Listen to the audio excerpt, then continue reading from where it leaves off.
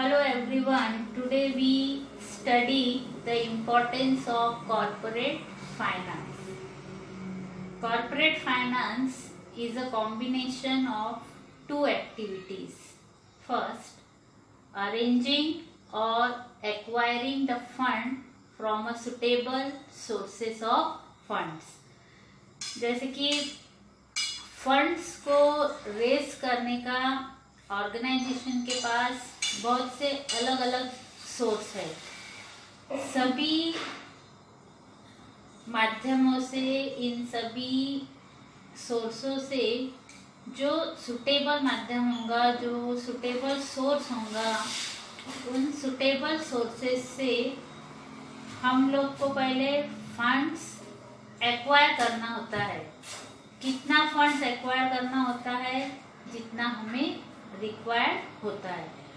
एक ऑर्गेनाइजेशन के लिए जितने फंड्स की रिक्वायरमेंट्स है, उस फंड्स को एक सुटेबल फंड ऑफ सोर्सेस से कलेक्ट करना, ये फर्स्ट एक्टिविटी है जिसे हम कहेंगे acquisition of funds. Second is application of funds. दूसरी एक्टिविटी है एप्लीकेशन ऑफ फंड्स।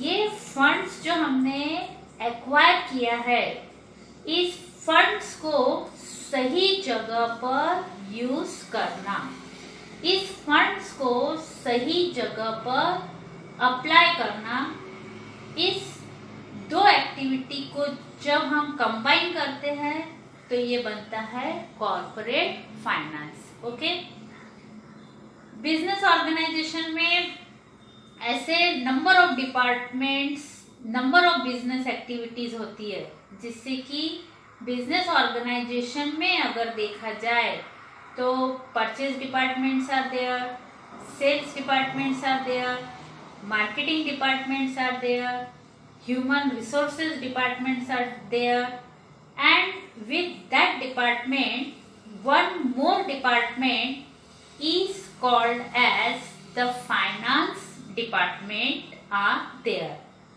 Now इन सभी डिपार्टमेंट का एक दूसरे के साथ में डायरेक्ट इनडायरेक्ट कनेक्शन होता है, लेकिन इन सभी में से जो फाइनेंस डिपार्टमेंट होता है, it is a very very important department, जिसके ऊपर सारी एक्टिविटीज और सारा डिपार्टमेंट बेस्ड होता है।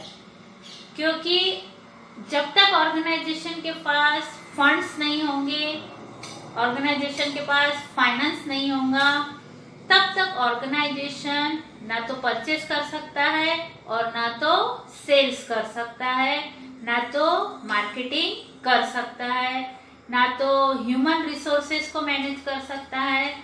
तो इन सभी एक्टिविटी को ऑर्गेनाइजेशन के पास फाइनेंशियल अवेलेबिलिटी स्ट्रॉन्ग होनी चाहिए। Okay, let's start with the discussion of importance of corporate finance. First, helps in decision making. Now, business organisation में ये बात तो एकदम क्लियर कट है कि किसी भी बिजनेस ऑर्गेनाइजेशन में कोई भी डिसीजन जो होता है वो बिजनेस की फाइनेंशियल एबिलिटी के अकॉर्डिंगली लिया जाता है। अगर बिजनेस ऑर्गेनाइजेशन अपने बिजनेस को एक्सपांड करना चाहता है या अपने बिजनेस में कोई नया एसेट्स लाना चाहता है या अपने बिजनेस में किसी सिस्टम को चेंज करना चाहता है, तो ऐसे किसी भी टाइप्स के डिसीजन को लेने के लिए ऑर्गेनाइजेशन जो है वो अपनी फाइनेंशियल ताकत को देखता है और अपनी फाइनेंशियल एबिलिटी के अनुसार इसको तय करता है कि उसे कौन सा डिसीजन कौन से समय पर लेना चाहिए।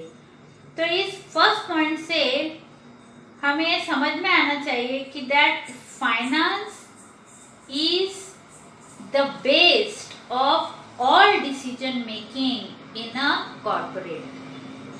तो किसी भी कॉर्पोरेट में, किसी भी बिजनेस में हर टाइप्स के डिसीजन को लेने के लिए फाइनेंशियल एबिलिटी ये उसका बेस होती है, जिसके बेसिस पर all types of decision can be easily taken by the managers और by the board of directors of that organization. Okay, now second importance is helps in raising capital for a project. अगर आपका business कोई नया venture या business किसी नए project को introduce करना चाहता है या लॉन्च करना चाहता है, तो उस नए प्रोजेक्ट को या उस नए बिजनेस को लॉन्च करने के लिए there is a requirement of technology, there is a requirement of machines और there is a requirement of assets. Now ये सारी रिक्वायरमेंट्स उस ऑर्गेनाइजेशन की कंप्लीट कब होंगी? जब उसके पास एक अच्छा पैसा या फाइनेंस होगा. तो फाइनेंस की मदद से ही कोई भी बिजनेस ऑर्गेनाइजेशन किसी नए प्रोजेक्ट को इंट्रोड्यूस कर सकता है. अगर फाइनेंस है तो वो अपने प्रोजेक्ट की जो सारी रिक्वायरमेंट्स है, प्रोजेक्ट की जो सारे रिसोर्सेज रिक्वायरमेंट्स है, उसको वो आसानी से अरेंज कर सकता है. तो बिजनेस के किसी प्रोजेक्ट को इंट्रोड्यूस करने के लिए, बिजनेस के किसी प्रोजेक्ट को लॉन्च करने के लिए, उसे डेवलप करने के लिए finance is a must. Understand? Third point is helps in research and development. Third importance is research and development. Now research and development ये ऑर्गेनाइजेशन का सबसे इम्पोर्टेंट फंक्शन होता है, क्योंकि रिसर्च एंड डेवलपमेंट की मदद से ही ऑर्गेनाइजेशन में अपने एग्जिस्टिंग प्रोडक्ट में कुछ नया चेंजेस लाता है. क्योंकि जब तक अपने प्रोडक्ट पे रिसर्च एंड डेवलपमेंट नहीं करोगे, मार्केट एनालिसिस नहीं करोगे, या कस्टमर को एग्जैक्टली क्या चाहिए इसका अगर आप पता नहीं लगाओगे, तो शायद आप कहीं ना कहीं कॉम्पिटिटर्स में अपने बिजनेस को पीछे पाओगे. आप अगर चाहते हो कि आपका बिजनेस एक सही तरीके से ग्रोथ करे, एक कॉम्पिटेंटली डेवलपमेंट आपके बिजनेस को मिले, तो उसके लिए आपके ऑर्गेनाइजेशन में समय समय पर रिसर्च एंड डेवलपमेंट का प्रोसेस चलते रहना चाहिए. और जब तक आपका रिसर्च एंड डेवलपमेंट का प्रोसेस चल रहा है, क्योंकि ऑलरेडी पता होना चाहिए आपको कि दैट रिसर्च एंड डेवलपमेंट ये कोई शॉर्ट टाइम प्रोसेस नहीं है, ये बहुत ही लंबा प्रोसेस है, ये लॉन्ग प्रोसेस है. कभी कभी किसी प्रोडक्ट को रिसर्च करने के लिए, किसी प्रोडक्ट को डेवलप करने के लिए सालों साल लग जाते हैं.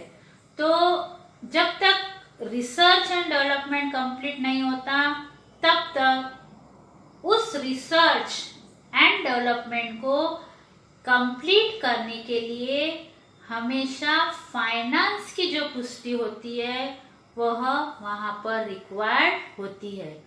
जिससे रिसर्च एंड डेवलपमेंट की प्रोसेस को कंप्लीट करने के लिए भी फाइनेंस की जरूरत होती है, जिसके बिना वो प्रोसेस कंप्लीट नहीं हो सकती. Okay, next point is helps in smooth running of business. Next importance is helps in smooth running of business. Now helps in smooth running of business. कोई भी बिजनेस स्मूथली कब चलता है? एक सहज तरीके से, एक सिंपल तरीके से, एक बिना किसी डिस्टरबेंस के आपका बिजनेस कब चलता है?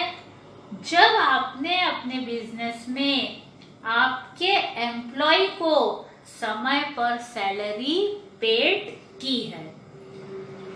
आपने आपके बिजनेस के सारे इनडायरेक्ट एक्सपेंसेस जिनको आपने पेड किया है और आपने मार्केटिंग अपने प्रोडक्ट की प्रॉपर तरीके से की है, तो ये सब काम जो आपके बिजनेस के रेगुलर एक्सपेंसेस है और ये सभी रेगुलर एक्सपेंसेस को आपके बिजनेस ने टाइम टू टाइम पेड किया है, तो ऑफ कोर्स आपके बिजनेस में किसी भी प्रकार का कोई डिस्टरबेंस नहीं आएगा। लेकिन इन सभी पेमेंट्स को टाइम पे करने के लिए भी बिजनेस के पास फाइनेंस अवेलेबल होना चाहिए। Okay, next importance is expansion and diversification. Corporate finance helps in expansion and diversification। तो किसी बिजनेस का एक्सपेंशन एंड डाइवर्सिफिकेशन करने के लिए क्या चाहिए? अगेन, किसी बिजनेस का एक्सपेंशन एंड डाइवर्सिफिकेशन करने के लिए न्यू मशीन चाहिए, न्यू टेक्नोलॉजी चाहिए, क्योंकि जब तक आपके पास न्यू टेक्नोलॉजी वाली मशीन नहीं होंगी, आपके पास न्यू इक्विपमेंट्स नहीं होंगे, एसेट्स नहीं होंगे, you won't be able to diversify and expand your business. Again, for all this purpose there is a requirement of finance. इन सभी कामों के लिए भी हमारे पास क्या चाहिए? फाइनेंस होना चाहिए। ओके, यहाँ पर भी फाइनेंस हमारे लिए इम्पोर्टेंट है। बिजनेस के एक्सपेंशन और डाइवर्सिफिकेशन के प्रोसेस को आगे लेकर जाने के लिए finance is must. Okay, next point is replace old assets. Next importance is replace old asset. It helps in replacing old assets। अगर ऑर्गेनाइजेशन में कुछ मशीनें जो कि बहुत समय से चल रही है, बहुत टाइम से चल रही है और वो आज के ज़माने में कंपटीशन नहीं कर पा रही है, because now all this machines are outdated. वो सारी मशीनें की जो टेक्नोलॉजी है वो जूनी टेक्नोलॉजी हो गई, तो इन मशीनों को रिप्लेस करना पड़ता है। अभी जूनी मशीनों को नई मशीनों से रिप्लेस करने के लिए again there is a requirement of huge finance. तो यहाँ पर भी फाइनेंस की रिक्वायरमेंट है, क्योंकि फाइनेंस के बिना इन मशीनों को आसानी से रिप्लेस नहीं किया जा सकता या इनकी जगह पर नई मशीनें नहीं लाई जा सकती। So there is a requirement of finance. Next point is managing risk. Next importance of corporate finance is managing risk. Now organization में डिफरेंट टाइप्स के जो रिस्क होते हैं वो बिजनेस को फेस करने होते हैं, जैसे कि risk due to sudden fall in sales. कभी अचानक से हमारे प्रोडक्ट का सेल जो है वो कंपटीशन की वजह से अचानक नीचे हो गया या डाउन हो गया, या risk due to natural climates, risk due to lockouts in the factory and there will be a strike by the workers. कभी वर्कर्स स्ट्राइक करते हैं या कभी कंपनियां बंद पड़ जाती है। तो ऐसे डिफरेंट टाइप्स के जो रिस्क होते हैं इन सभी रिस्क में बिजनेस को लॉस होते हैं, तो ऐसे समय पर बिजनेस को मैनेज करने के लिए या बिजनेस के अंदर हवा भरने के लिए या बिजनेस को आगे डेवलप करने के लिए again there is a requirement of finance. तो ऐसे different types of risk business में आते हैं, तो इनको प्रॉपर तरीके से बिजनेस तब मेंटेन कर पाएगा जब उसके पास require amount of finance available होगा। Okay, so this is one more important. Next importance is payment of dividend and interest. Now, payment of dividend and interest ये दो ऐसे पेमेंट है जो हर एक ऑर्गेनाइजेशन को एनुअल बेसिस पर रेगुलर तरीके से पे करने पड़ते हैं। नाउ डिविडेंड किसे पे किया जाता है? To the shareholder who are investing their valuable amounts into your corporates.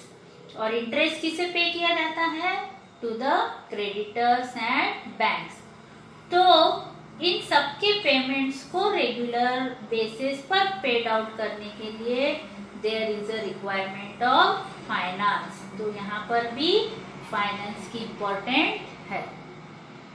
Last point is, last important of corporate finance is payment of taxes and fees. Now, business organization को different types के direct और indirect taxes paid करने होते हैं। जैसे कि हम corporate finance की बात करें तो कॉर्पोरेट टैक्स आपको पे करना पड़ेगा, जीएसटी पे करना पड़ेगा, और उसके साथ साथ ही रजिस्टर का कंपनी जो होती है, जहाँ पर हमारी कंपनी रजिस्टर होती है, वहाँ पर डिफरेंट ओकेजन में हमको उसकी फीस भरनी पड़ती है।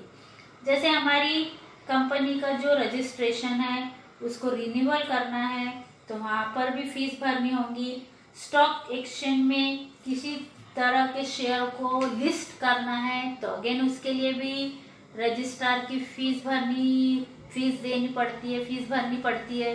ऐसे डिफरेंट ओकेजन पर जो फीस और टैक्सेस जो हमें गवर्नमेंट को पे करने होते हैं, इन सभी एक्टिविटियों को भी परफॉर्म करने के लिए there is a requirement of finance. Understand?